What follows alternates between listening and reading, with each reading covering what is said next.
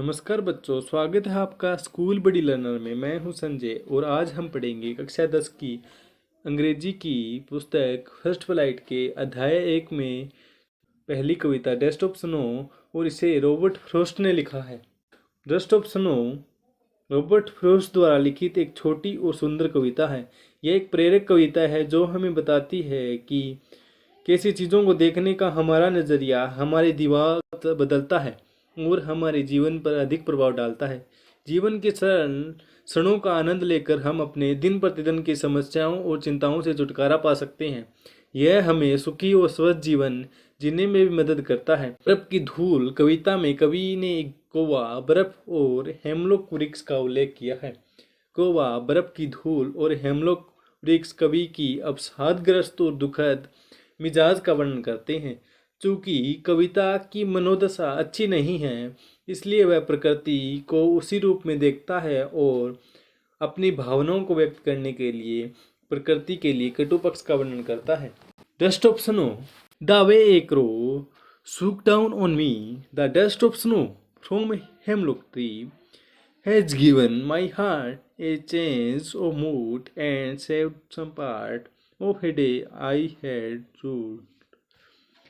जिस तरह एक कौवा मुझ पर झपटा, बर्फ की धूल हेमलॉक के पेड़ से अपना दिल दे दिया, मिजाज में बदलाव और कुछ हिस्सा बचा लिया, एक दिन में पछताया था।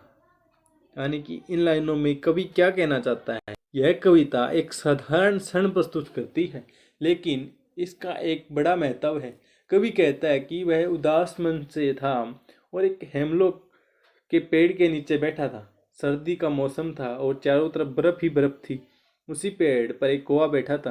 कौवा कवि पर बर्फ की धूल झाड़ रहा था। जब बर्फ का एक छोटा सा कण कवि पर गिरा तो वह अपने विचारों से जागा और फिर अपने चारों ओर चल रही साधारण गतिविधियों पर ध्यान दिया। इससे कवि का मिजाज बदल गया। उसे सहसा हुआ आभास हुआ कि उसने अपना समय दुखद में बर्बाद किया है और अब उसे अपने बचे हुए दिनों का कुछ उपयोगी कार्यों में लगाना चाहिए। यह एहसास उसके मूड को बदल देता है और उसे सकारात्मक ऊर्जा से भर देता है। बर्फ की धूल की हल्की बौछार से उसका अवसाद और उदासी दूर हो जाती है। डस्ट ऑफ स्नो के कवि कौन है? डस्ट ऑफ स्नो के कवि रॉबर्ट फ्रॉस्ट है। हमारे जीवन का महत्वपूर्ण कारक क्यों है? हमारे जीवन में समय महत्वपूर्ण कारक क्यों है? खोया हुआ समय कभी वापस नहीं आएगा। उत्पादक और रचनात्मक तरीके से समय बिताना हम सभी के लिए महत्वपूर्ण है।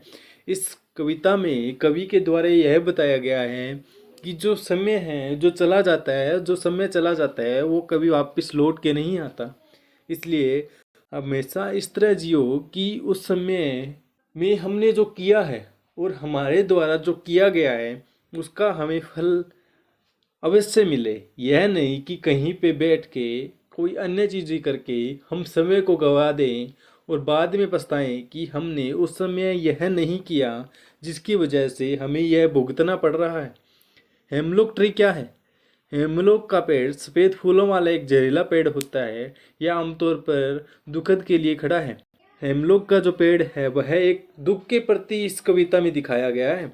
और डस्ट ऑफ स्नो जो है एक खुश के यानी कि जो एक चुटकी भर समय के लिए रूप में दिखाई गई है, जिसके बाद कवि के माइंड में चेंजेस आने लगते हैं, जिसके बाद उनके दिमाग में चेंज आ जाता है और उनका मूड बदल जाता है। जो एक कौवे के द्वारा उनके ऊपर गिराई गई डस्ट यानी कि जो धूल थी, बर्फ की जो धूल थी, जो कौवे के द्वारा उन पर गिराई गई थी, जिसके बाद उनके मन में बदलाव आया। जो पहले उदास थे और बाद में खुश हो गए। उन्होंने सोचा जो पूरा दिन था ये खराब जा रहा था वह अब कुछ अच्छा जाएगा। धन्यवाद।